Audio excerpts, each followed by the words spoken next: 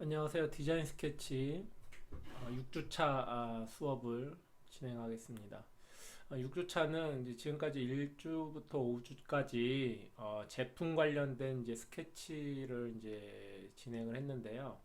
이번 6주차에서는 이제 자동차 스케치에 대해서 간단하게 기초 부분을 이제 짚고 넘어가는 시간을 갖도록 하겠습니다.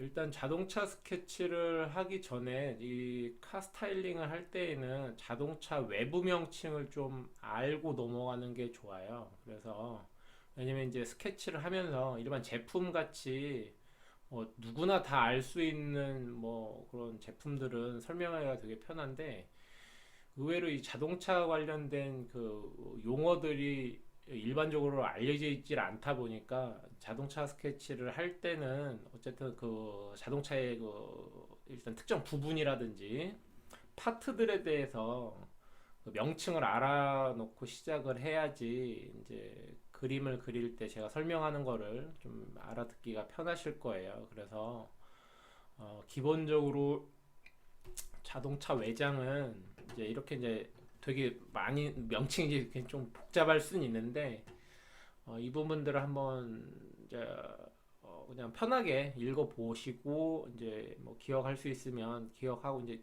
어쨌든 알고 넘어가야 하는 부분이기 때문에 뭐 스케치할 때 가장 중요한 부분 뭐 이렇게 범퍼 뭐 그릴 헤드램프 이런 건 아시겠죠. 근데 이제 특히 이제 이런 그 도어에 이제 윈드실드라고 하는 이제 앞유리하고 사이드 운전석 쪽 도어 이 사이에 있는 이 철제로 된 부분을 A 필라라고 그래요. A 필라. 그다음에 앞쪽 문과 뒤쪽 문 사이에 있는 이 부분을 B 필라. 그다음에 뒷유리와 뒤쪽 문 유리 사이에 있는 이 철판 부분을 이제 C필라라고 하는데 이제 일단 자동차 스케치를 할 때 가장 많이 언급되는 부분들이 이제 A필라, 루프라인, 그다음에 C필라, 그다음에 범퍼, 프론트 범퍼, 리어 범퍼, 헤드램프, 리어 콤비네이션 램프, 휠 아치, 로컬 판넬 뭐 이런 정도가 이제 많이 언급이 되는데 어쨌든 이런 부분들은 이제 설명을 드릴 때 어느 부분을 그리고 있구나라고 이제 알아들어야 하기 때문에 이런 부분 외장에 대해서는 좀 일단 명칭을 알아두고 넘어갔으면 좋겠습니다.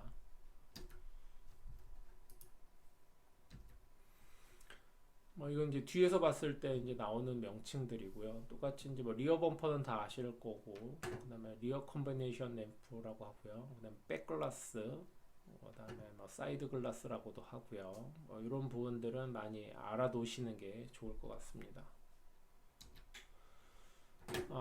그리고 이제 차를 그릴 때는 차가 이 구동 방식에 따라서 이제 나눠지는 부분이 있고요. 그 다음에 형식에 의해서 나눠지는 부분이 있고요. 여러 가지 이제 구분 방법이 있는데 그 중에서 그림을 그릴 때 이제 많이 이제 필요한 요소로서 이제 먼저 자동차의 구동 방식에 의해서 나눠지는 부분이 있습니다. 그래서 보통 우리가 FF 방식이라고 하는데 FF 방식은 프론트 엔진, 프론트 휠 드라이브 그러니까 전방에 엔진이 있고 전방에 바퀴가 구동을 해서 돌아가는 방식을 얘기합니다. 대부분의 차가 이 방식 FF 방식을 갖고 있고요. 이 FF 방식의 특징은 여기는 뭐 언급이 되지 않지만 프론트 오버행이 좀 길고요. 그 다음에 휠 아치, 프론트 휠 아치에서 앞쪽 운전석 쪽 그 도어 파팅이라고 하거든요. 이 도어 파팅하고 휠 아치 간격이 좁아요. 이 부분에 특징적으로 나타나는 게 그렇게 알고 있으면 되고요. 그 다음에 FR 방식은 프론트 엔진 리어 휠 드라이브라고 해서 엔진은 앞에 있는데 구동되는 바퀴가 뒷바퀴인 거예요. 그래서 이런 방식은 대부분 유럽 차들이 이런 특히 독일 차, 유럽 차들이 이런 구동 방식을 많이 갖고 있고요. 그래서 이 차의 외관적인 특징은 프론트 휠 아치하고 프론트 도어 파팅 라인의 간격이 넓습니다. 여기랑 여기랑 차이가 있죠. 자, 이렇게 구분을 하게 돼. 예를 들어서 이제 FF 방식을 스케치하는데 이런 식으로 도어의 간격이 넓으면 안 되겠죠. 그리고 또 FR 방식의 차를 스케치하는데 이게 도어 사이가 아치와 도어 파팅의 사이가 얇으면 안 되겠죠. 이런 특징이 있습니다. 그렇기 때문에 자동차 구분, 그 구동 방식에 대해서 구분도 이제 필요합니다. 그 다음에 이제 RR이라고 해서 리어 엔진, 리어 휠 드라이브. 그러니까 엔진이 뒤에 있고 구동도 뒤에 뒷바퀴가 이제 구동을 하는 이런 부분 대부분 이제 스포츠카에서 많이 보여지는 방식이고요. 이 차의 특징은 사이드 바디에 에어 인테이크 홀이 있다는 거. 뭐 어쨌든 위치는 뭐 좀 틀릴 수는 있지만 엔진이 뒤에 있다 보니까 공기 흡기에 이제 자연스럽게 이제 받아들이기 위해서 이제 사이드 바디에 흡기가 있는데 뭐 이런 차들 대부분이 포르쉐라든지 페라리에서 이런 부분은 많이 보여지죠. 자, 그다음에 RF 방식이라고 해서 리어 엔진 프론트 휠 드라이브. 이거는 굉장히 특수한 차량에 아주 희한하게 들어가 있는 희소성이 좀 있는 아주 이제 보편적이지 않아요.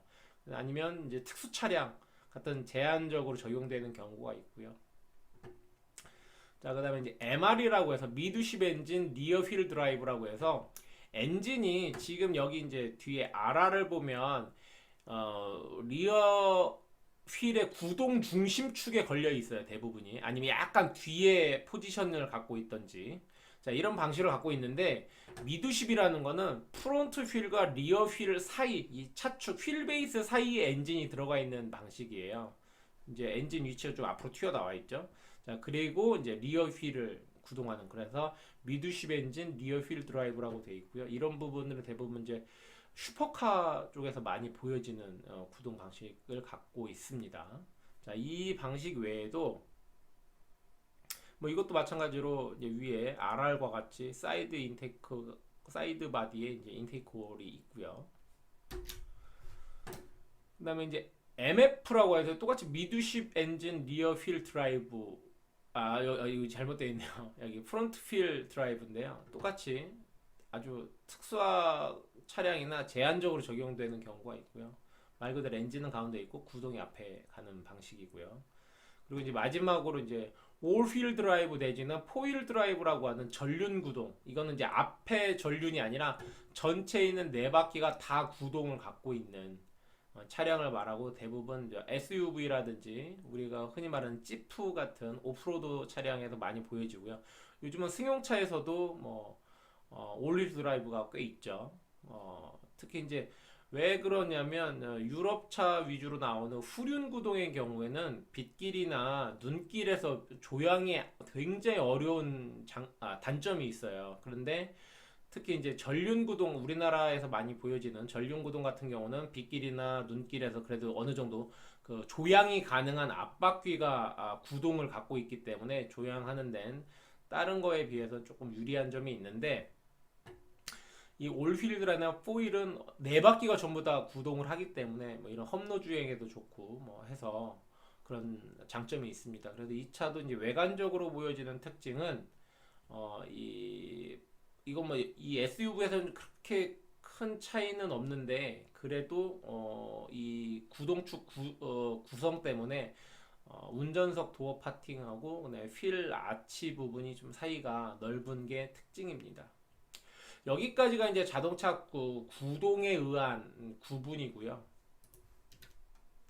그 다음에 이제 스타일링에 대한 구조입니다. 이제 구조라고 하면 여기서는 이제 스타일링하고 조금 틀린 건데, 여기서 이제 하는 거는 박스카라는 개념이 있어요. 그래서 이 박스카의 구분은 크게 엔진룸과 실내 공간과 트렁크, 그러니까 짐을 놓는 러기지 공간이 구분으로 나눠지는데, 원박스라고 하는 차는 엔진룸과 실내 트렁크가 하나의 박스로 구성이 돼 있어요. 그래서 이걸 원박스, 흔히 말하는 우리가 말하는 볼 수 있는 게 스타렉스나 봉고, 예전 이제 그레이스라고 하는 승합차죠. 이런 승합차를 원박스카라고 하는데, 요즘은 카니발이나 스타렉스가 1.5박스, 1.3박스라고 얘기를 해요. 근데 이 차이가 뭐냐면 가장 오리지널에 가까운 원박스 차량은 자, 이렇게 돼 있어요.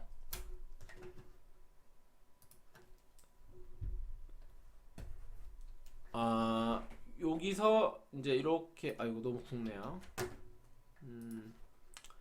자, 이렇게 박스가 이렇게 원박스로 돼 있으면 바퀴가 여기 있겠죠.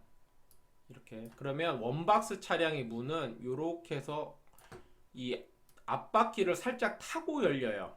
이게 원박스예요. 자, 그리고 1.3박스는 똑같이 이제 이렇게 원박스 차량 바퀴가 있으면 이렇게 있으면 1.3박스는 여기서 앞문이 그림이 조금 잘못됐네요. 이렇게 살짝 튀어나오겠죠. 이렇게 앞문이 살짝 이렇게 물려요. 앞바퀴 앞쪽에 물려요. 이렇게. 그리고 1.5박스는 말 그대로 조금 더 앞에 가 있겠죠. 요런 차이예요. 그래서 요런 차이로 이제 하는데 대부분이 그냥 원박스 차량이라고 얘기를 해요. 왜냐면 운전석 이 엔진이 여기 있는 거거든요. 이 위치에 따라서. 그래서 요런 구성을 갖고 있는 걸 원박스라고 하고요. 그 다음에 이제 투박스는 이제 흔히 말하는 찝차에 가까워요. 찝차. 그래 엔진룸 따로 있고 실내와 트렁크, 러기지룸이 같이 있는 거예요. 우리는 보통 이거 또 캐빈이라고도 하는데 이렇게 나눠져 있는 거. 요게 투박스고요. 쓰리박스는 우리가 흔히 세단이라고 하는데 엔진룸 따로 있고 트렁크 공간 따로 있고 이제 사람이 타는 실내가 이제 따로 있는 이게 그래서 박스라고 해서 이제 세 가지로 나눠지는 이게 이제 우리가 박스카, 그래서 원박스, 투박스, 쓰리박스라고 나눠지는 자동차의 이제 공간 구분에 의한 엔진룸과 실내 트렁크라는 이 세 개 공간 구분에 의한 구분이고요. 그 다음에 이제 자동차 구분에 이제 세그먼트라는 게 있어요. 6가지 정도로 나눠지는데 A에서부터 F까지 있어요. 그래서 이걸 6개 등급으로 나누고 A에 가까울수록 작아지고요. 그 다음에 F에 가까울수록 커지고 고급차로 분류가 됩니다. 그래서 뒤로 보면 자, 이게 이제 A 세그먼트의 차를 그릴 때 이제 우리가 보는 하드 포인트인데 자동차를 그릴 때는 항상 내가 그리려고 하는 차의 바퀴 사이즈, 휠 사이즈를 가지고 차량의 비례 프로포션을 잡아요. 그래서 A 세그먼트 차, 즉 우리가 보는 스파크나 기아 모닝 같은 차 정도를 볼 때 이 바퀴는 13인치 휠을 대부분 끼고 있는데 이 기준으로 해서 앞바퀴와 뒷바퀴 사이는 3개 정도의 휠이 들어가고 전방의 프론트 엔드와 리어 엔드는 앞에 바퀴랑 나눴을 때 반절 정도를 차지를 합니다. 그리고 높이로 따지면 2개 반 정도 프로포션을 갖고 있어요. 자, B 세그먼트는 뭐 현대 엑센트라든지 르노 클리오, 뭐 폭스바겐 폴로 등 사이즈고요. 기본 휠 사이즈는 14인치짜리 휠을 끼고 있고 얘도 똑같이 14인치 휠 기준으로 해서 3개 정도의 휠 베이스 앞차 간격을 갖고 있고요. 트렁크가 좀 커진 걸 볼 수 있죠. 그리고 높이는 2개하고 한 3분의 1 정도 되는 높이를 갖고 있습니다. 자, 여기서 제일 중요한 거는 우리가 지금 이 사이드 글라스 쪽 이 라인을 우리가 보통 벨트 라인이라고 합니다. 벨트 라인. 사람이 섰을 때 허리 정도 온다고 해서 벨트 라인이라고 하는데 자, B 세그먼트 높이나 A 세그먼트 높이나 거의 같죠? 요게 중요한 포인트입니다. 요거 높이는 틀린데 이게 자동차의 비례를 구성짓는 요소 중에 하나입니다. 자, 계속 이 벨트 라인을 한번 보세요. 자, C 세그먼트는 이제 기아 K3, 현대 아반떼, 혼다 시빅 정도 되는 준중형이라고 하는 차급이고요. 자, 바퀴는 계속 이제 바퀴 지름이 1인치씩 커질 거예요. 그래서 15인치가 기본으로 들어가 있고요. 얘네들은 이제 3개 반 정도 들어가는 뭐 정도 되는 거예요. 약간 길어졌죠. 이제 휠 베이스도. 그리고 높이는 똑같이 2개 올려서 3개 높이인데 똑같이 2개에서 한 3분의 1 정도. 자, 위치 보시면 거의 같죠. 똑같이 두 번째 휠의 중심선 정도.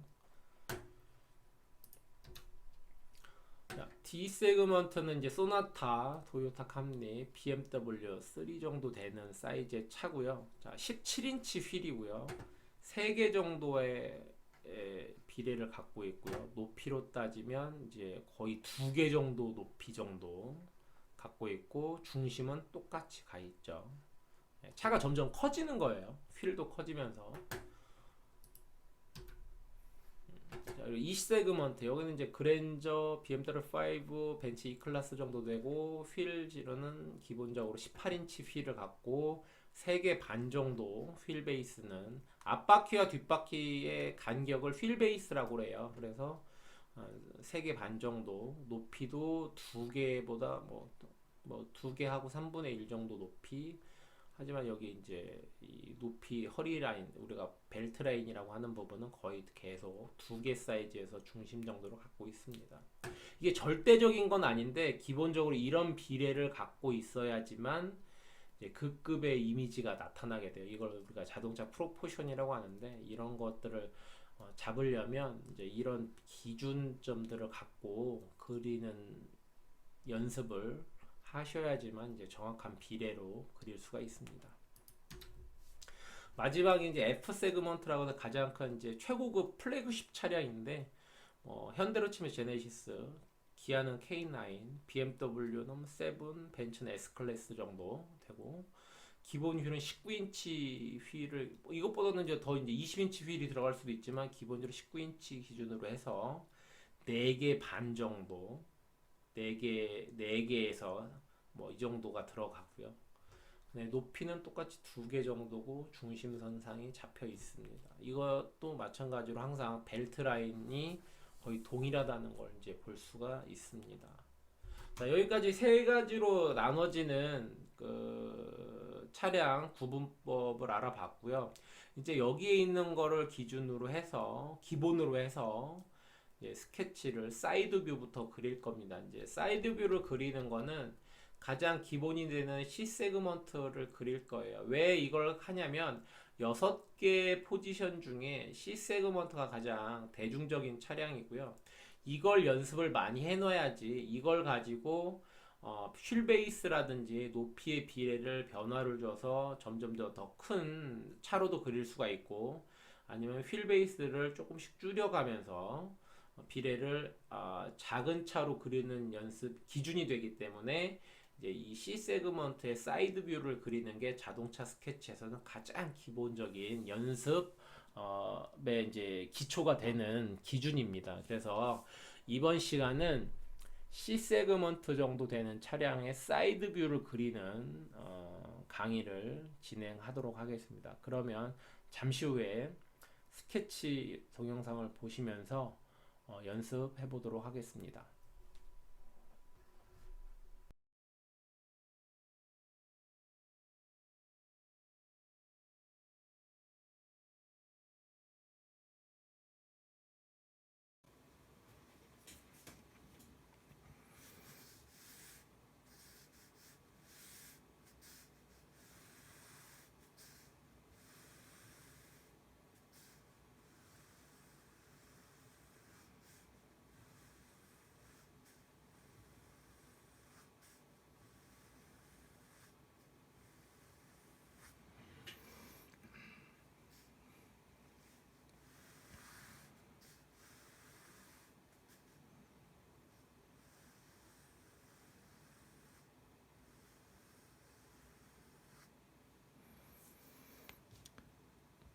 지금 그리는 자동차 스케치의 기준은 우리가 흔히 볼 수 있는 아반떼 정도 되는 사이즈.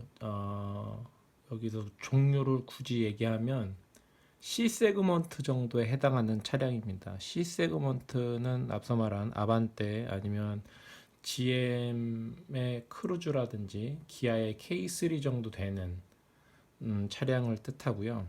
이 C 세그먼트 정도는 앞바퀴에서 뒷바퀴까지의 공간이 같은 바퀴 사이즈가 3개 정도가 들어가는 휠 베이스를 갖고 있습니다. 그리고 높이로는 똑같이 이 바퀴 사이즈에 똑같은 원을 2개 올려서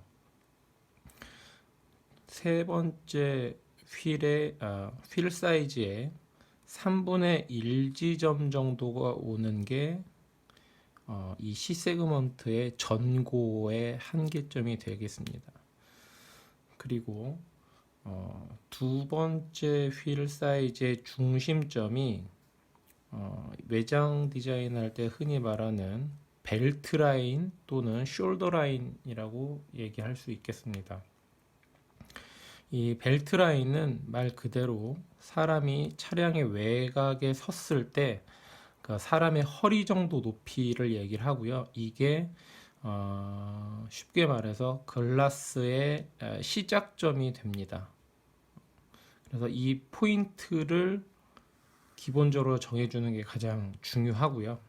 그리고 앞바퀴를 기준으로 해서 다시 똑같은 사이즈의 원을 하나 그렸을 때 그 중심까지의 거리에서 반절이 프론트 엔드가 되겠습니다. 물론 여기서도 뒷바퀴에서도 뒷바퀴의 중심점이 리어 엔드가 되겠습니다. 리어 엔드와 프론트 엔드가 정해지면 앞바퀴의 중심선에서 지면 그라운드 라인으로 정한 설정에서 7도에서 10도 사이의 각도, 그 다음에 뒷바퀴에서도 중심점에서 그라운드 라인 점에서 10도에서 13도 정도, 예를 들어서 만나는 이 지점이 외장 디자인에서는 어프로치 앵글과 엑시트 앵글, 그러니까 진입각과 탈출각의 각도가 되겠습니다. 지금 말하는 이 포인트들은 자동차 스케치를 할 때 꼭 지켜서 그려야 하는 하드 포인트라고 말할 수 있습니다.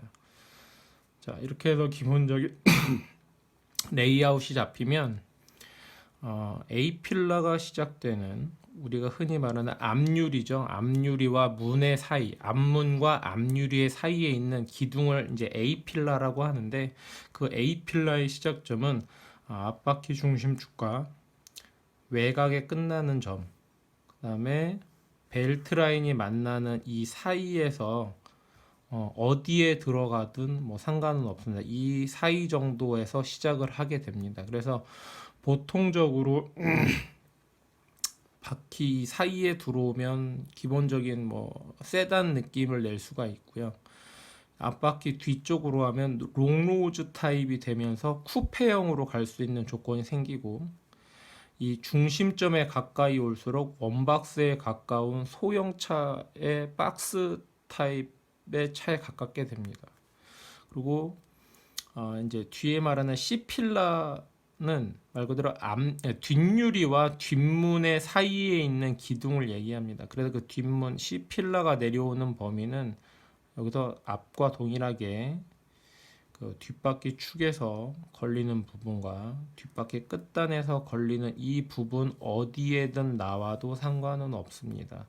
대신에 요즘 트렌드가 트렁크 리스 타입이라고 해서 트렁크의 이 간격이 좁게 가서 끝까지 끌어당기는 스타일링을 요즘 많이 나오는데요. 이거는 실내 공간을 넓히기 위한 하나의 방법이기도 하고, 우리나라에서는 해치백 스타일이 별로 인기가 없는데 그 해치백 스타일보다는 날렵하면서 그렇다고 쿠페까지 가는 프로포션은 안 되기 때문에 트렁크가 없어지는 타입으로 해서 최대한 끌어내려서 해치백의 느낌을 좀 죽이면서, 그러면서 쿠페형 느낌으로 가는 스포츠한 형상을 많이 만들 수 있기 때문에 소형차에서 요즘 많이 보여지는 스타일입니다.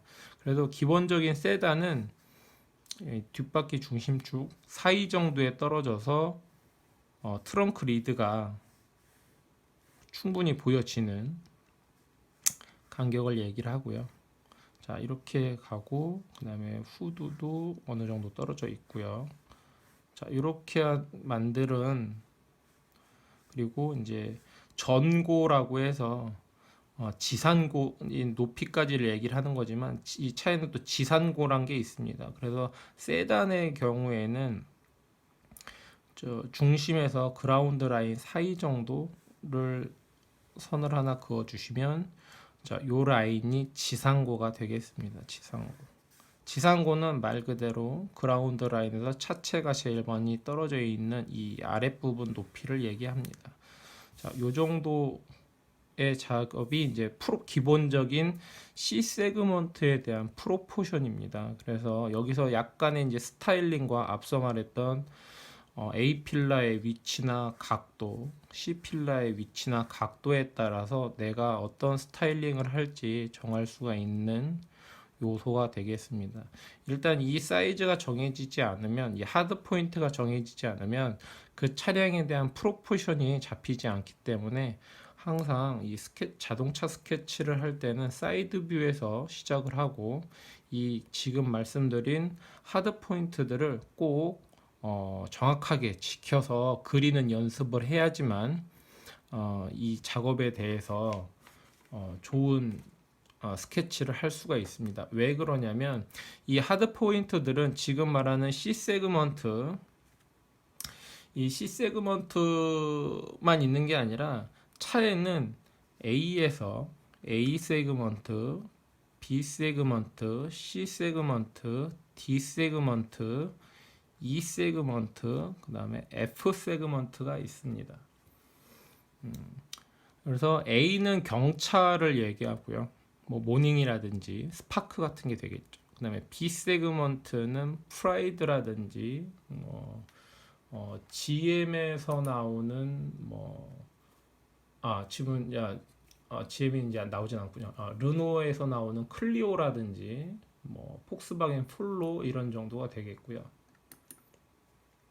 D 세그먼트는 우리나라 소나타나 기아의 K5, BMW 3 이 정도가 되겠고요. E 세그먼트는 그랜저, BMW 5, 벤츠 E 클래스 정도가 되겠고요.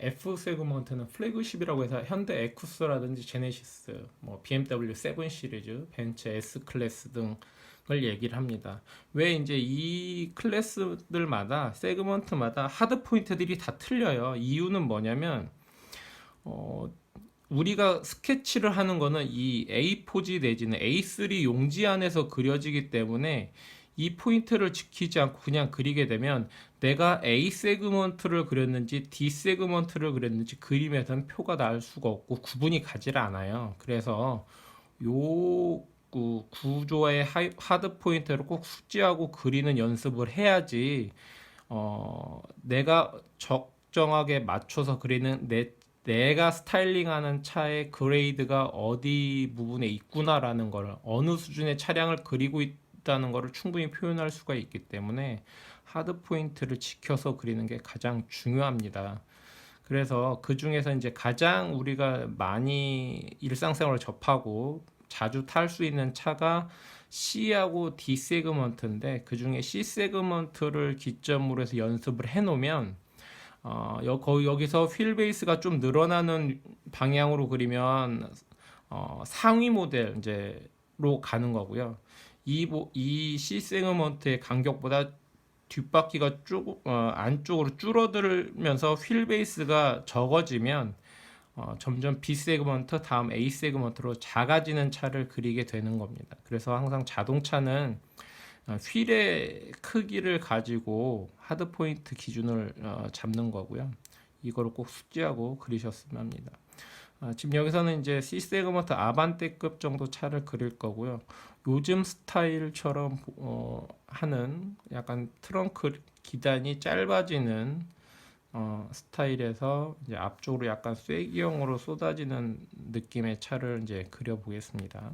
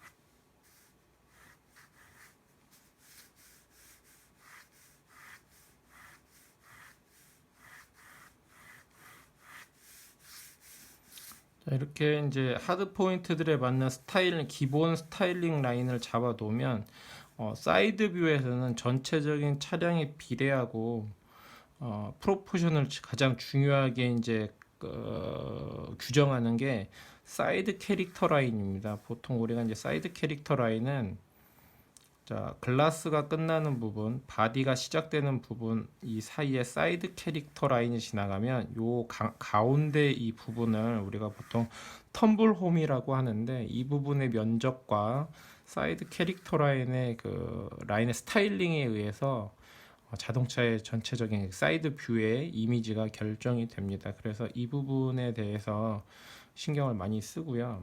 그래서 간격, 이 비례감이나 간격도 되게 중요하고 그 다음에 팬더 부분의 아치, 이 팬더의 아치를 어떻게 끌고 갈 것인가에 대해서 고민을 가장 많이 하는데 이 C 세그먼트 같은 경우는 차량이 그렇게 크지 않다 보니까 팬더에서 거기서 뭐 특별한 볼륨을 나타내거나 하는 것보다는 이 바디의 그 스킨의 흐름에서 볼륨을 자연스럽게 갖고 와서 마무리 이제 우리가 보통 휠 아치라고 하는데 이 휠 아치에서 흐름을 어떻게 마감을 짓느냐가 굉장히 중요한 요소입니다.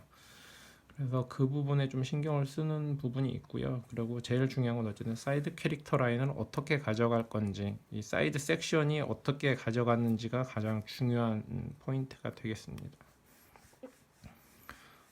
그리고 이제 전면부에서는 램프와 그릴을 어떻게 가져갈 건지, 뒤도 마찬가지로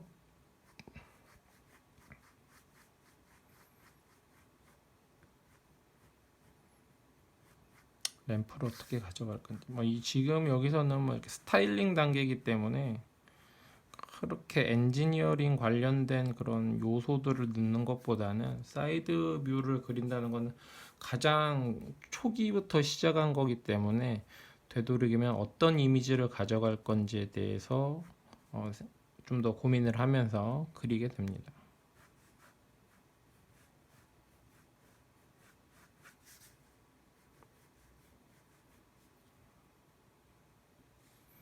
그래서 조금씩 디테일한 부분을 찾아가면서 여기서도 여러 가지로 바뀔 수 있는 요소들이 많이 있기 때문에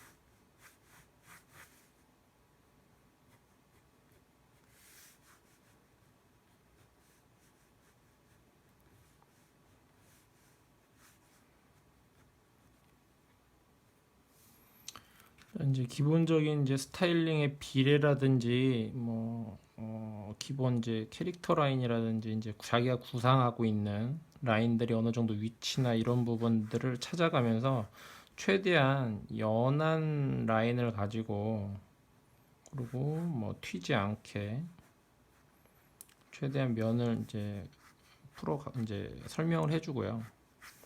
그래서 어느 정도 이제 스타일링이 잡혔다고 이제 판단이 되면 음영 부분을 확인을 해줍니다. 이 여기서 이제 음영 부분이 중요한 거는 이 내가 그리고 있는 차량의 스케치에서 그 면을 표현하는 수단은 솔직히 음영을 어떻게 주느냐에 따라서 특히 이 볼펜 스케치에서는 중요하기 때문에 음영을 어떻게 가져갈 건지에 대한 그 계획을 세우는 겁니다. 그래서 이 음영에 따라서 실제 이 자동차의 면이 어떻게 구성되는지를 설명해 주는 거기 때문에 최대한 신중하게 면을 어떻게 가져갈 건지 이런 계획도 세워볼 수 있습니다. 그래서 뭐 보통 사이드 뷰 같은 경우는 한두 장 뭐 몇백 장에 끝내는 게 아니라 심지어는 어떤 때는 뭐 몇천 장을 그릴 때도 있어요. 뭐 혼자 그리는 건 아니지만 같은 팀원들이 있어서 하는 경우도 있지만 어쨌든 굉장히 자동차에서는 이 사이드 뷰가 굉장히 중요합니다. 사이드 뷰가 어느 정도가 안정이 돼야지만 나머지 뷰에서 특히 뭐 프론트 뷰라든지 리어 뷰라든지 탑 뷰들이 정리가 돼서 나오기 때문에 굉장히 중요한 역할을 합니다. 그래서 이게 어떻게 보면 뭐 거의 자동차 스케치할 때 사이드 뷰가 거의 뭐 제 생각에는 뭐 70% 이상은 다 차지하지 않나라고 판단이 됩니다.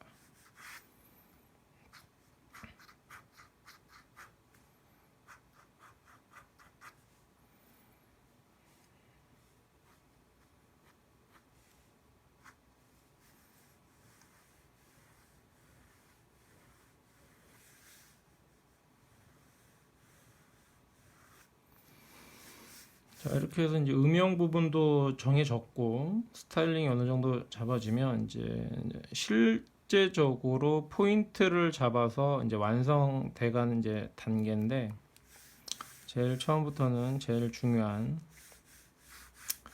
차량의 하부 굉장히 중요합니다. 빛이 제일 안 받는 부분이겠죠. 그래서 가장 진하고 굵은 느낌의 볼륨으로 하단부를 강조를 해줍니다.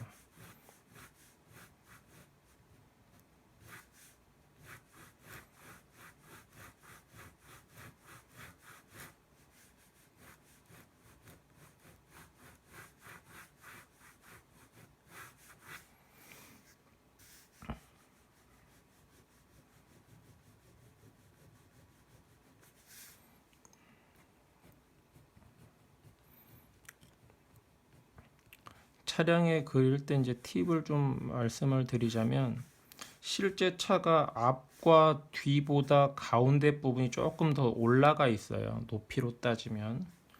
그거는 이제 뒤에 엔지니어링 관련된 그런 내용들도 좀 있고 해서 지금은 뭐 스케치 어떻게 하느냐를 이제 알려드리는 거기 때문에 그렇게 뭐 크게 비중은 다루진 않지만 좀 더 스타일링적으로 그림의 완성도를 높이자면 앞부분과 이 높이와 이 높이가 좀 틀리다는 거 알고 있으시면 훨씬 나을 것 같습니다. 자, 그리고 하단부의 그라운드 라인, 실제적으로 차의 그림자가 지는 부분이겠죠. 자, 이 부분도 마찬가지로 앞뒤보다는 가운데 부분을 조금 진하고 굵게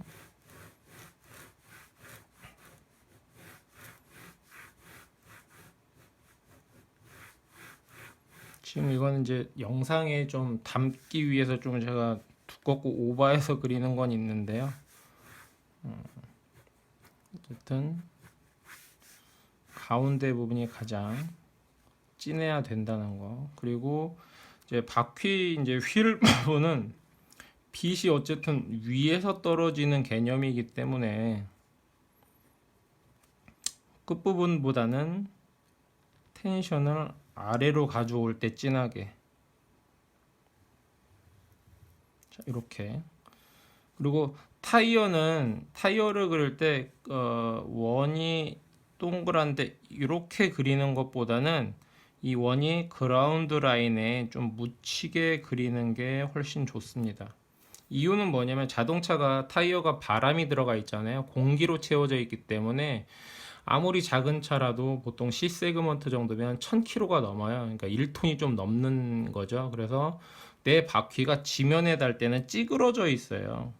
그러겠죠. 당연히 이렇게 찌그러져 있는 그 표현을 좀 더 과장되게 보여주는 겁니다. 그래서 그걸로 이해를 하고 그리시면 좀 편할 것 같아요.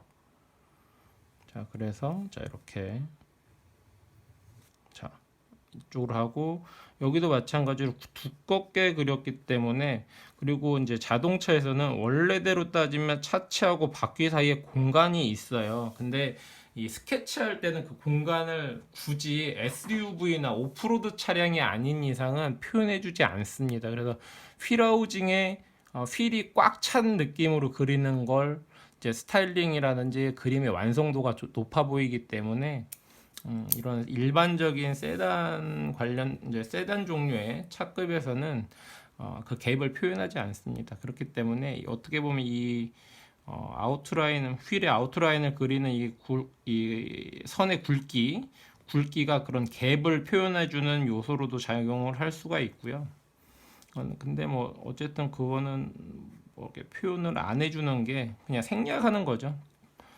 그래서 하단부로 올 때 좀 더 두꺼워지고 그리고 이렇게 두껍게 조금 더 강조를 해주면서 원의 이제 왜곡이나 이런 걸 보정을 해주는 거죠.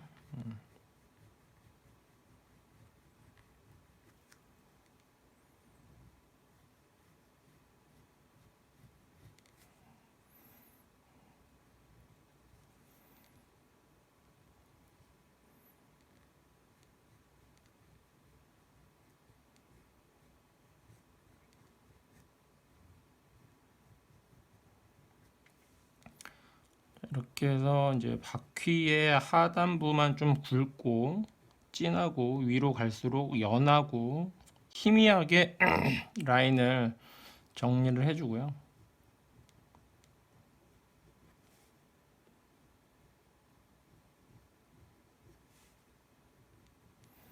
그리고 특히 뭐 다른 스케치도 마찬가지인데 특히 자동차에서는 뭘 다 표현해 주려고 하는 것보다는 그냥 해주고 이게 딱 강조할 부분만 강조를 하고 나머지는 그냥 생략해 주는 게 훨씬 더 완성도를 높일 수가 있는 것 중에 하나입니다.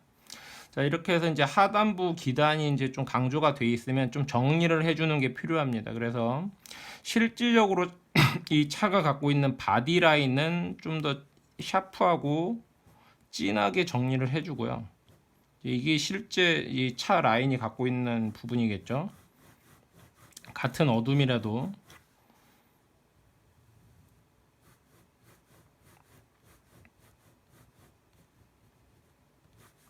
자, 이렇게 하고 이제 투시의 기점으로 하면 사이드 뷰이기 때문에 원래대로면 휠은 가운데 중심이 있어야지만 이 사이드 뷰를 그릴 때는 입체감을 나타내기 위해서 원의 중심 제가 이제 원래 이 중심 여기였는데 원을 조금 앞으로 그렸어요.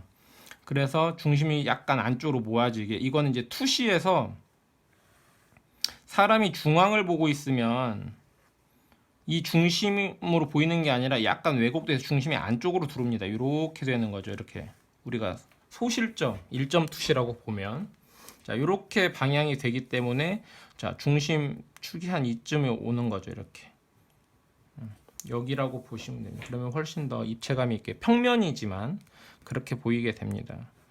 자, 그래서 이렇게 이제 바디 라인이 정리가 되면 자 이렇게 되면 타이어 안쪽이 약간 이렇게 보이게 되겠죠. 실루엣이 여기도 마찬가지 이렇게 보이겠죠. 예, 1점 투시 이렇게 보이니까 자 이렇게 되는 과정을 아래 그림자 두께와 맞춰주고요. 당연히 그림자도 1점에서 보면 원래는 라인이겠지만 이렇게 보이면 그림자도 이렇게 면적을 따라가겠죠. 자동차가 기본적으로는 박스를 갖고 있기 때문에 자 그래서 그 표현을 위해서 이렇게 해주고 여기서는 사선으로 메꿔줍니다. 시작 부분은 이 원 라인대로 진하고 살짝 풀어주고, 자, 여기서도 원 방향으로 진하고 살짝 풀어주고.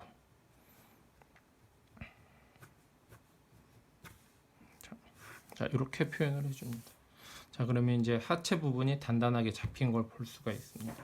자, 그러면 이제 그 다음 중요한 부분이 이 글라스에 맺히고 살짝 그러니까 A 필라 쪽, C 필라 쪽이 겹치는 요 리플렉션입니다. 그림자죠, 어떻게 보면. 자, 이 부분은 자, 햇빛은 항상 위에서 오기 때문에 특히 사이드 뷰에서는 중앙에 위에서 오는 빛 중에서 중앙에 빛이 떨어진다는 설정을 가장 많이 하고 그립니다. 그래서 우리가 이제 일상생활에서도 밝게 빛나는 금속 표면이라든지 유리 부분을 보면 그 부분이 하얗게 난반사가 일어나면서 잘 안 보이죠. 그러면 말 그대로 이 스케치에서는 안 그리는 게 맞아요.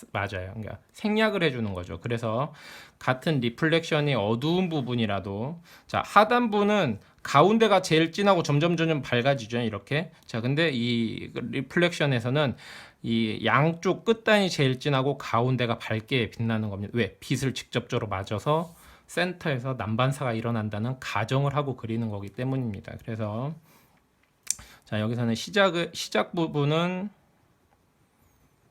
진하게 해칭선으로 시작을 해서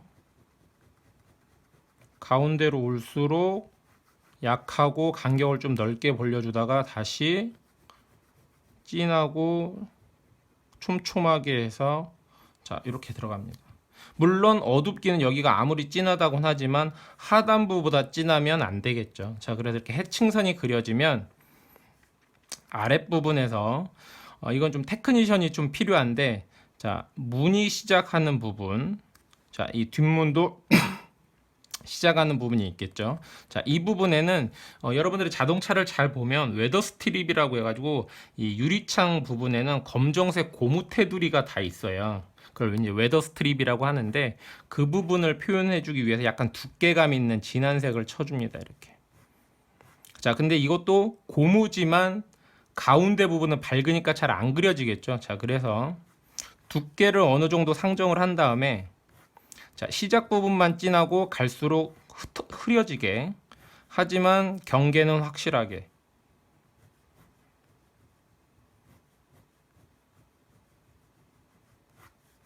자, 그리고 앞쪽은 이렇게 그냥 뿌려줍니다. 이렇게.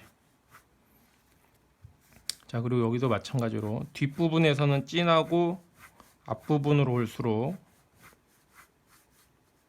희미해지게.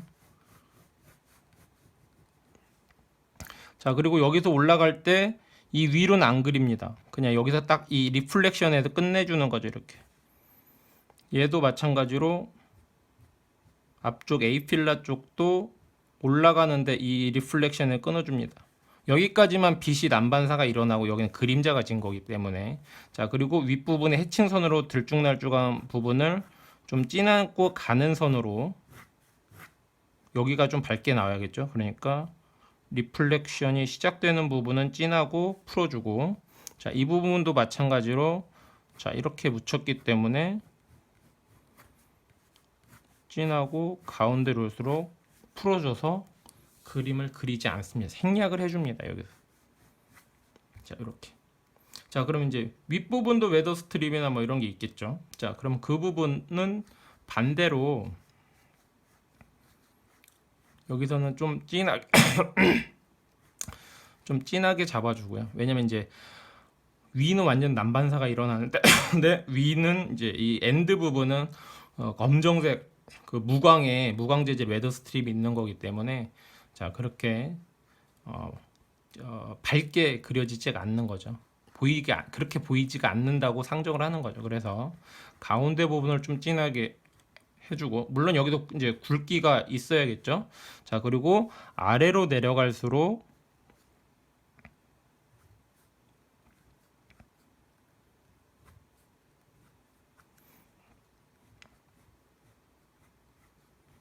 힘을 빼줘서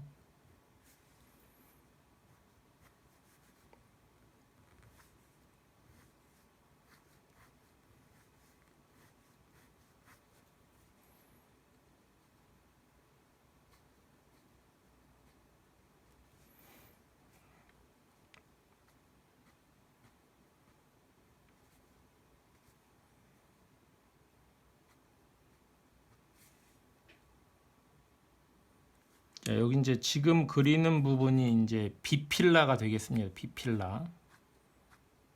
B필라도 시작 부분만 좀 찍어주고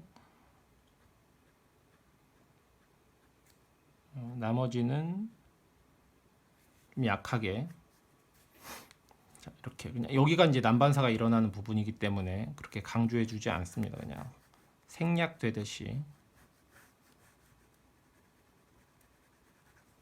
자, 그리고 여기도 이제 뒷창 보면 여기 이제 채널이라고 하는데 채널 부분에 하나가 이렇게 지나가는 바가 있어요. 그래서 이 부분은 음영 부분은 진하게 라인 잡아주고 위는 그냥 이렇게 있는 정도만 해주고 여기도 마찬가지로 이제 비필라가 튀어나오는 부분이니까요. 그러니까 여기 이렇게 채널이 가 있는 거죠. 자, 근데 이 부분은 그림자가 진 부분이기 때문에 조금만 더 같은 이 해칭선을 쓴 같은 방향으로만 살짝 자 이렇게 표현을 해줍니다. 이렇게. 자 그리고 이제 윗부분에서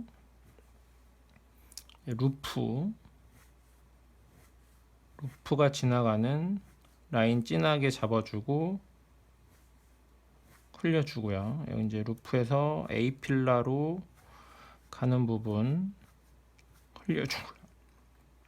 자 그리고 여기서 이제 앞유리도 똑같이 웨더 스트립 올라가는 부분이 있는데 그 부분을 좀 두껍게 표현을 해주고요. 그냥 말입니다. 그리고 여기 뒤도 마찬가지로 리어 글라스 부분도 자 이렇게 웨더 스트립이 올라가는 걸 살짝 표현해주고 유리도 그냥 있는 동 많은 동 그냥 정리를 해주면 됩니다. 이렇게 확실히 그릴 필요는 없어요. 그리고 자, 엔드라인 한번 쳐주고요.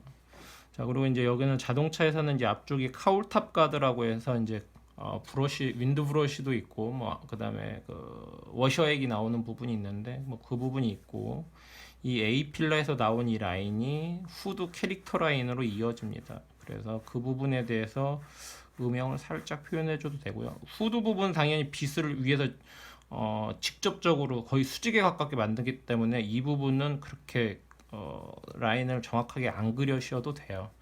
마찬가지로 여기서도 앞유리 윈드실드 부분 엣지 라인 잡아주고 실제 이 라인은 그 도어의 개념이기 때문에 자, 이 실제 루프 라인은 이 라인이에요. 거의 안 그려주셔도 됩니다. 생략을 해버리는 거예요. 그리고 프론트 그릴이 시작되는 프론트 엔드에 위치한 앞부분만 좀 진하게 강조해 주시고 그 다음에 헤드램프는 그렇게 표현을 많이 안 해주셔도 돼요. 위치 정도만 파악할 수 있게 정리를 해주면 되고요. 자, 앞에 그릴은 뭐 그냥 표현 정도만 이쯤에 그릴이 있겠구나라는 느낌만. 자, 램프 정도도 그냥 살짝 터치하는 정도에서만 해주면 되고 앞범퍼 볼륨 한번 잡아주고요. 자, 인테이크 홀이나 뭐 이런 데는 좀 어둡게 음영을 표현해주고 싶으면 해칭선으로 표현해주고 블레이드 한번 체크. 이쪽에는 원래 안개등이 있는 부분이 포그램프라고 안개등이 있는 부분입니다. 자, 이렇게 자 여기 트렁크 리드, 트렁크 백 엔드, 트렁크 엔드라고도 하고 뭐 리드 백이라고도 하고 뭐 말은 많은데 뭐 이 부분에서 하는 조형적인 위치 음영 짓는 부분 확인해주고 리어 콤비네이션 램프 들어가는 위치 정도 똑같이 앞에 헤드램프 잡아주는 정도로 터치 정도로만 잡아주고요. 그 다음에 넘버 플레이트 있는 부분 트렁크가 되겠죠. 그리고 리어 범퍼의 쉐입 자 이렇게 잡아주면 이제 기본적인 쉐입은 잡고 여기서 이제 쉐입이 살짝 사라지는 건데 여기가 이제 팬더 부분이 튀어나와 돌출이 되어 있기 때문에 캐릭터 라인에서 음영이 지는 부분을 이제 굉장히 엣지 있게 잘 잡아주는 게 중요합니다. 자 그래서 여기서는 이제 캐릭터 라인이 앞 헤드램프 엔드 라인하고 동일하게 오면서 리어 램프까지 하나로 이어지는 굉장히 긴장감 있는 곡선으로 가되 시작 부분에서는 이제 이 그림에서 이제 이 스케치에서 디자인 키는 이제 앞부분에서 깊이 있는 조형을 하나 만들어주고 갈수록 희미하게 사라져서 전체적으로 리어 팬더의 볼륨이 좋게 있는 듯 많은 듯 엣지는 그래도 풍부한 볼륨을 보여줄 수 있는 조건을 만들어주고 앞에 디자인하고 비슷하게 리어 램프도 끌고 가는 겁니다. 그래서 보통 이쯤에서 끝나겠죠. 희미하게. 그래서 여기도 마찬가지로 위에 글라스에 해칭선을 했듯이 똑같은 방향으로 진하게 해주고 점점 있는 듯 없는 듯 그냥 흘러가는 거죠. 자, 그래 엣지 부분 조금 더 강조를 해주시고요. 자, 이렇게 뽑아 버립니다. 자, 그리고 자, 그러면 이제 이 하단부 우리가 여기를 이제 로컬 패널이라고 하는데요. 범퍼는 아래로 꺾어지면서 한번 각이 잡혀요. 이 부분은 리어도 마찬가지예요. 근데 여기 이제 로컬 패널이라고 하는 부분인데 이 부분들을 대부분 한번 접히는 부분입니다. 이 부분이. 그래서 여기도 음영이 질 수밖에 없어요. 그래서 자, 이렇게 잡혀지면 해칭선을 썼던 방향과 동일하게 자, 안으로 올수록 진해지고 바깥으로 갈수록 풀어주고 여기도 마찬가지겠죠. 자, 여기는 진하게 시작을 했다가 가운데로 올수록 밝아졌다가 지나가면 점점점 촘촘하게 그리고 진하게. 자, 그리고 여기도 마찬가지로 진하고 촘촘하게 했다가 이렇게 해서 볼륨을 다시 한번 잡아주는 정도로 정리를 해주면 됩니다. 자, 그럼 이 정도 하면 이제 그 다음에 이제 섹션 때문에 빛을 받는 부분이 생겨요. 그래서 사이드 뷰에서 빛을 받는 섹션 부분에 대해서는 깔끔하게 자, 이 부분이 빛을 받는 하이라이트 부분이다 라고 정리를 해줍니다. 그리고 여기도 마찬가지로 빛을 받는 부분이고요. 자, 이래야지만 팬더가 이렇게 튀어나왔다고 인지를 하겠죠. 자, 그리고 이제 팬더가 이제 튀어나왔을 때 그 팬더 아치, 우리가 여기 이제 아치라고, 팬더의 이제 아치라고, 휠 아치라고 하는데, 휠 아치 부분을 평면으로 한번 살짝 잡아주는 디자인을 해서, 자, 휠 그릴 때는 희미하고 점점 짙어졌는데, 휠 아치를 그릴 때는 시작점이 좀 진하고 대신에 두껍게 그리면 안 좋아요. 이건 아주 미세한 엣지로 접혀 있는 그런 표현을 하는 거기 때문에, 자, 윗부분은 진하고 내려올수록 희미하게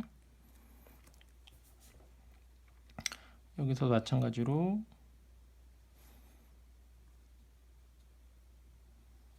자, 이렇게 희미하게 자, 여기서도 마찬가지로 진하고 희미하게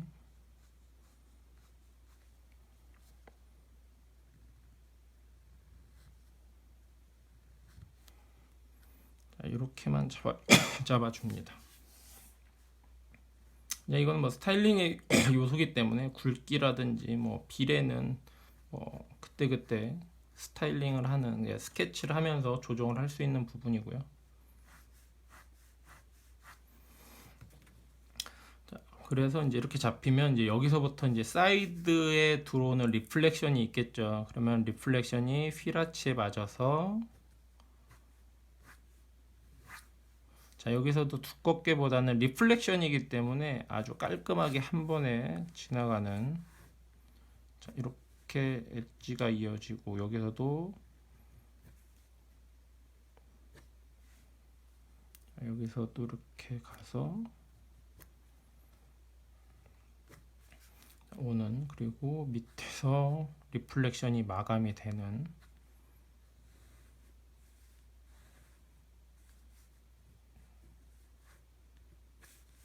이렇게 마감이 되는 걸 잡을 수 있고 여기서는 가장 약한 해칭선으로 자, 시작 맺히는 부분은 좀 촘촘하게, 그리고 맺히는 부분이 풀어지면 넓고 희미하게 해주고, 이제 다시 촘촘하게. 자, 촘촘하게 들어오면 휘라치 부분도 동일하게 접혀져 있기 때문에, 또 다시 풀어주는.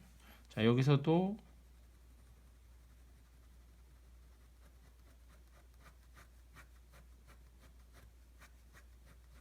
풀어주고요.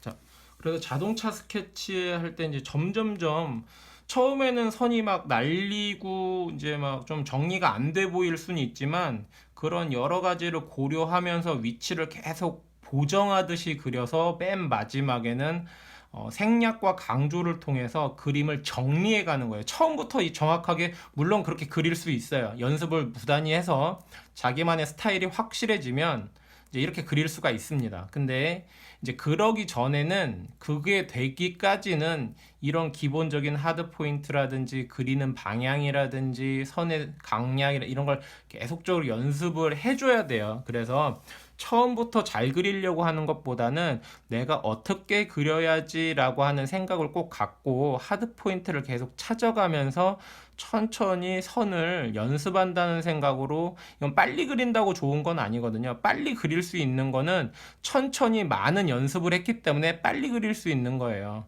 그렇기 때문에 그런 생각을 갖고 연습을 해주는 게 가장 좋고요. 그래서 그림을 점점 완성해 간다, 정리해 간다라는 개념으로 스케치를 접하는 게 가장 좋은 방법입니다. 자, 이렇게 해서 기본적인 음영하고 이제 디테일 잡는 뭐 스타일링 선들이 어느 정도 정리가 되면, 지금 이제 앞바퀴 뒷바퀴가 있는데, 뒷바퀴는 뭐 거의 생략해 주는 거고요. 앞바퀴 정도에서 중심을 기점으로 이제 스포크, 이제 휠을 표현을 해줄 거예요. 이제 이 휠을 표현할 때는 대부분 5 스포크를 많이 씁니다. 5 스포크가 가장 무난하고요. 그리고 5 홀이라고 해서 우리가 이제 바퀴를 고정하는 볼트 있죠? 볼트 홀이 있는데 5개가 있기 때문에 5 홀이라고 합니다. 그래서 5 스포크에 5 홀인 이제 그 휠을 이제 표현하는 방법은, 허브축 그 중심 라인을 하나 잡아주고요.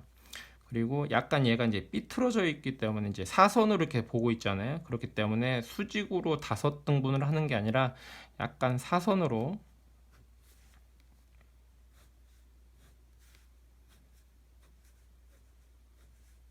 자, 요런 방향을 잡습니다. 이렇게. 자, 그래서 여기를 홀로 그리는 분도 있고, 실제로 여기가 홀이기 때문에 이 홀을 그리는 게 이제 뭐 그런 사람들도 있고요. 이건 취향인데, 저 같은 경우는 뭐 그냥, 자, 이렇게 이 안에 이제 홀을 이제 표현을 해줍니다. 그냥 이렇게. 다른 스포크를 따로 그리는 게 아니고 이 홀만 정리를 해서 이걸 그려주는 연습을 많이 합니다.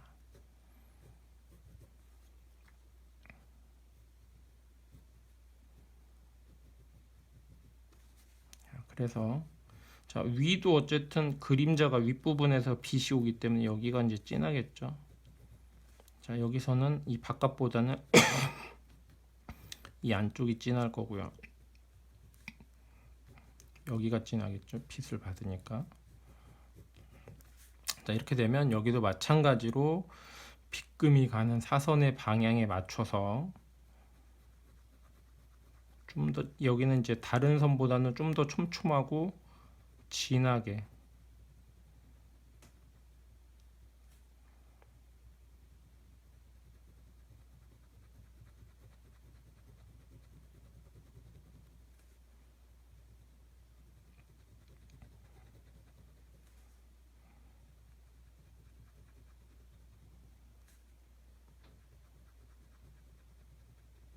자, 그리고 스포크마다 홀을 하나씩, 이게 이제 5 홀, 이제 볼트 홀이 되겠죠. 그리고 이제 표현을 하나 해주면 뭐 여기가 엠블렘 같은 거를 하나 표현해줘도 되고요. 자, 이 정도로 해주고, 여기서는 그냥 자, 이게 이제 스포크를 홀처럼 표현해주는 그런 표현법인데, 자, 이렇게 해서 자, 이렇게 정도만 해줘도 됩니다. 그러니까 다 그리지 않아요. 그려줄 곳만 딱 강조를 해주고 아닌 곳은 그냥 생략을 해주는 거죠. 자, 이렇게 해서 이제 C 세그먼트 아반떼 정도 되는 사이즈의 스케치를 했는데요. 지금 이제 저도 이제 이렇게 이걸 설명하면서 그리다 보니까 조금 이제 억지스러운 면이 없지 않아 있는데, 자, 이렇게 이제 그리는 법을 어쨌든 알려줘야 하기 때문에 이제 이렇게 조금 장황하게 설명을 하면서 한 거고요. 실제적으로 이제 제가 이제 이거를 많이 그리고 연습을 하면 뭐 요렇게 그러니까 저도 처음엔 이렇게 배웠어요. 배우고 그림을 그렸지만 이제 이게 계속 누적이 되고 이게 그리는 양이 연습량이 많아지면 많아질수록 손에 익고 눈에도 이제 익기 때문에 이제 그냥 자연스럽게 그릴 때는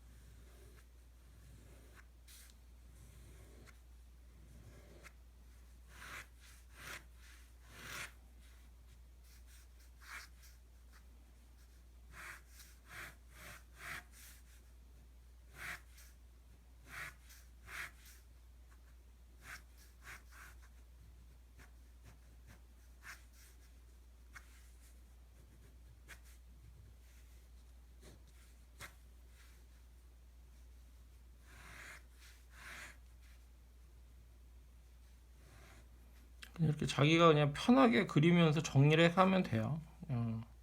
다른 뭐 이건 뭐 노하우라기보다도 자기가 이제 원하는 스타일을 선을 찾아가는 거기 때문에 저는 이제 알려주다 보니까 이제 이렇게 하나에서 열까지 짚어드린 거고요. 이걸 이제 대신에 제일 중요한 건 이거를 바탕으로 꾸준히 연습을 하시면 이제 그냥 그걸 이제 그걸 기준으로 해서 나만의 이제 스타일링을 찾는 거죠. 자기가 이제 뭐 처음부터 뭐 천재가 아닌 이상 어떻게 이제 잘 그릴 수가 있겠어요. 그래서 기준점을 하나 잡는다는 생각으로 이제 진행을 하시면 될 것 같고요.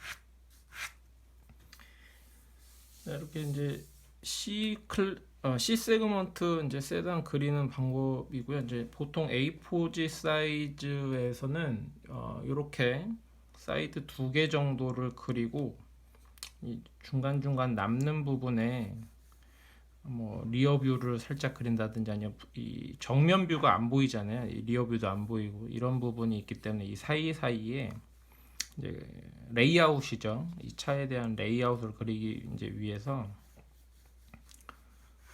보통 이제 사이드 뷰 그리면 이제 뭐 프론트를 그리시는 분도 있고 뭐 리어를 그리는 사람도 있고 저 같은 경우는 이제 리어를 좀 많이 그리는데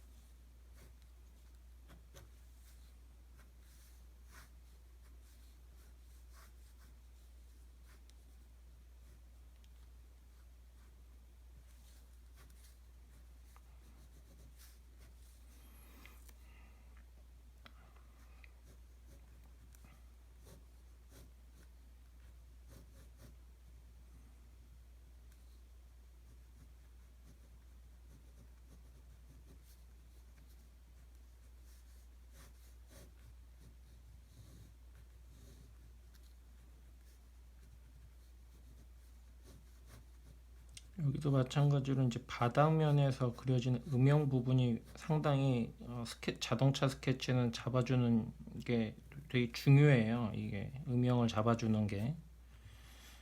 그래서 뭐 뒤에 머플러 홀들이 보여진다고 하면 하고 이제 해칭선으로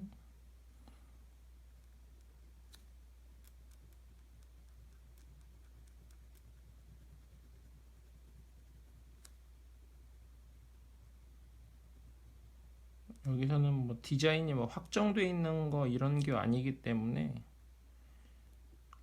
어떤 표현을 할지 스타일링에 관계된 게 많이 있기 때문에 거기에 맞게 이제 강조해 줄 부분만 강조를 해주는 거죠.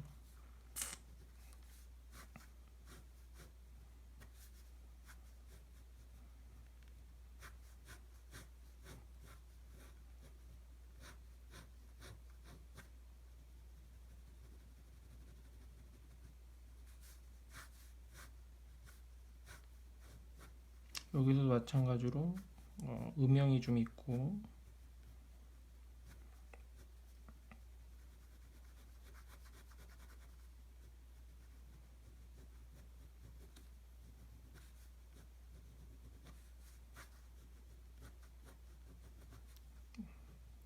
난반사가 일어나는 부분은 이 부분이겠죠. 자, 희미하게 표현을 해주고요. 사이드 리플렉션이 지나가는 부분 잡아주고 자 여기도 마찬가지로 C필라 부분 팬더 사이드 캐릭터 리어 범퍼 라인 자, 그러면 이제 섹션 라인으로 하나를 표현 이렇게 해주면 되겠죠.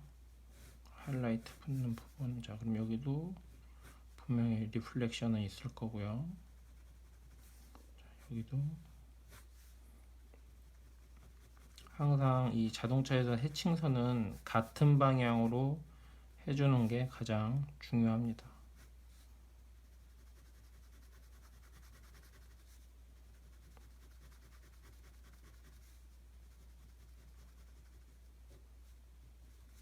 이렇게 이제 보여주기도 하고 이제 뭐 여기서는 또 프론트를 보여줘도 되겠죠. 이건 레이아웃을 잡는 거기 때문에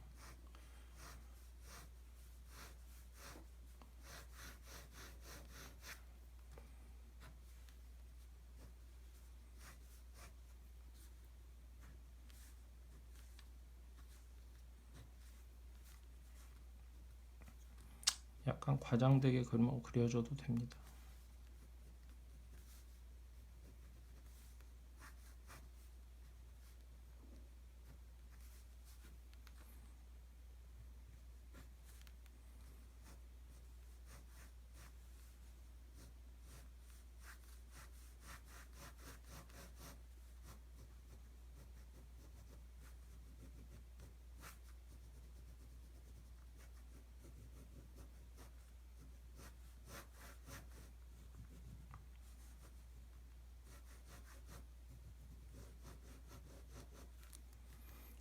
어쨌든 여기 이 프론트 그릴 부분은 보통 다 블랙 베젤이기도 하고 물론 크롬이 들어가기도 하지만 타공이 많이 돼 있어서 블랙으로 많이 보이기 때문에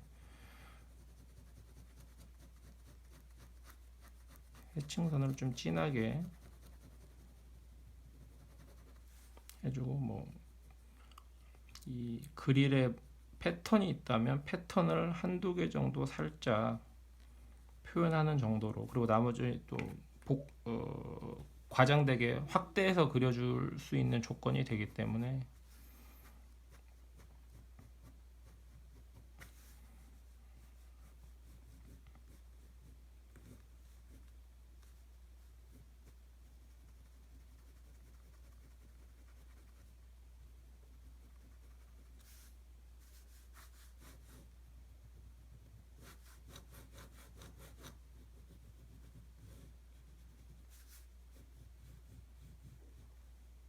자, 여기도 이제 포그램프 있는 부분인데 여기가 램프가 들어가 있으면 포그램프가 있는 거고, 그 뒤에 에어인테이크 홀이 주로 들어가기 때문에 주변을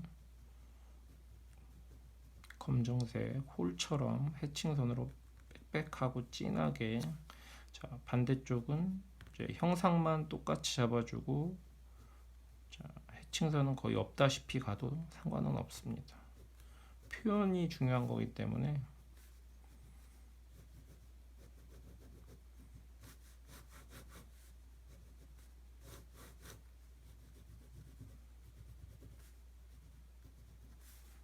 자, 그리고 타이어 부분이 이제 들어오는 부분은 수직으로 물체가 이제 어떻게 보면 이건 물체가 아니죠. 물론 이제 타이어이긴 하지만 빛에 의해서 어둠이 설정된 부분이기 때문에 좀 그거를 이제 분리해 준다는 개념으로, 자 이렇게 수직으로 해칭선을 써주면 훨씬 제품하고 제품 이제 면하고 실제적인 면하고 어둠을 구분해 줄 수 있는 조건이 됩니다.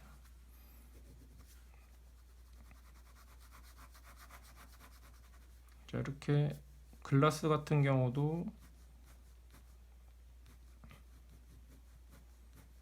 자, 시작되는 부분마다 좀 진하게 해주고, 자, 마무리 짓는 부분 다시 진하게, 그래서 라인은 자연히 이어주고, 자 여기도 마찬가지로 여기가 난반사 부분이기 때문에 자, 가운데로 올수록 희미해지고, 시작되는 부분은 진하게 표기를 해주고, 여기도 마찬가지로 가운데로 올수록 희미하게, 아웃사이드 미러도 반대쪽은 진하고, 자 여기만 진하게 빛을 받는 거죠. 이렇게 빛이 여기서 왔다고 가정을 하는 거죠. 그래서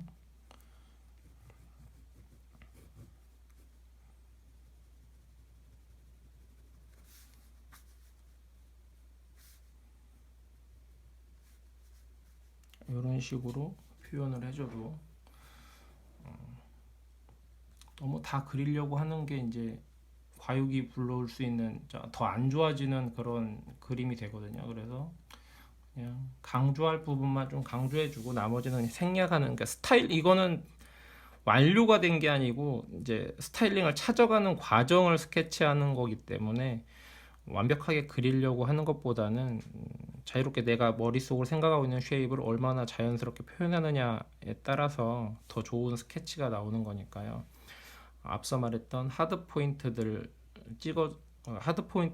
정해서 최대한 똑같이 그 부분을 유지를 하면서 그릴 수 있는 연습을 처음부터 하는 게 가장 좋고요. 그리고 그게 손에 익으면 점점 속도도 붙을 거고요. 자, 그래서 오늘 하는 이 동영상을 보시고 C 세그먼트 정도, 아반떼 정도 되는 차량을 하나 골라서, 물론 이건 스케치를 연습하는 거기 때문에 디자인하라고 하는 게 아니에요. 그래서 자동차 매장이라든지 이런 영업소에 가면 카탈로그나 팜플렛들이 굉장히 많이 있을 거예요. 그 중에 이제 사이드 뷰가 잘 찍어서 나와 있는 카탈로그 있다면, 아니면 인터넷상에서 돌아다니는 아반떼, 요즘 나온 신형 아반떼도 좋고요. 사이드 뷰 이미지가 있으면 그 사이드 뷰 이미지를 놓고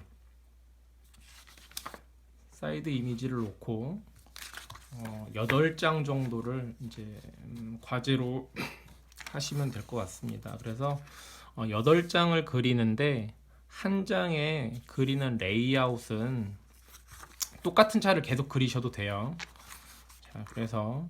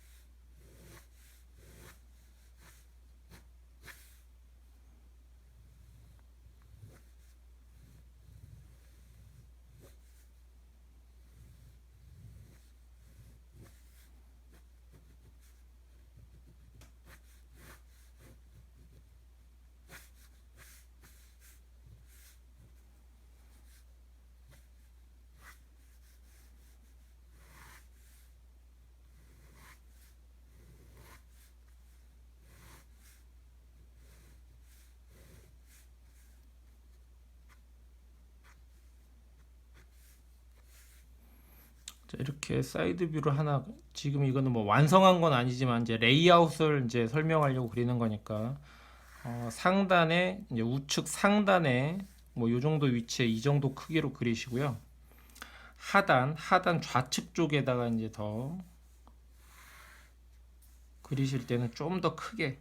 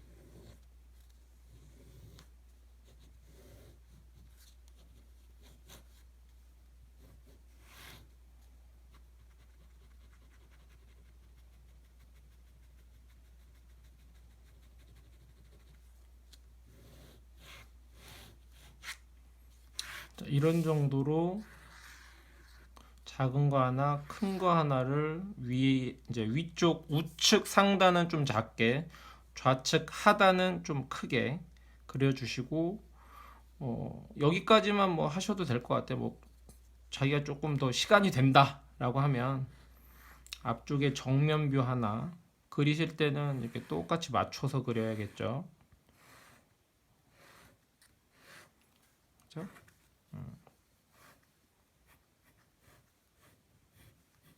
이래야 이 높이가 이제 맞겠죠. 이런 포인트들이.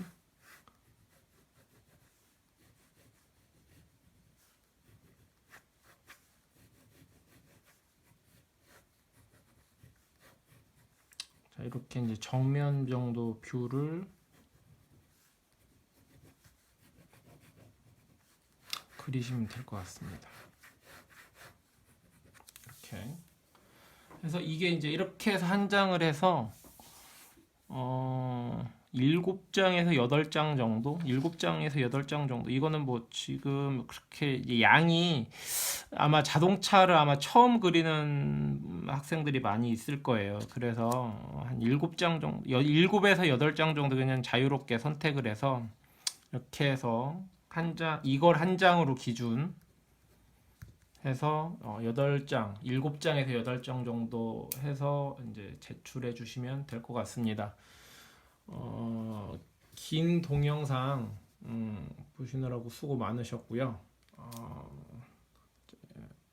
저 이제 이번 이제 이 스케치는 아마 뭐 따로 공지를 하겠지만 스케치 강의는 이제 여기까지 하겠습니다. 감사합니다.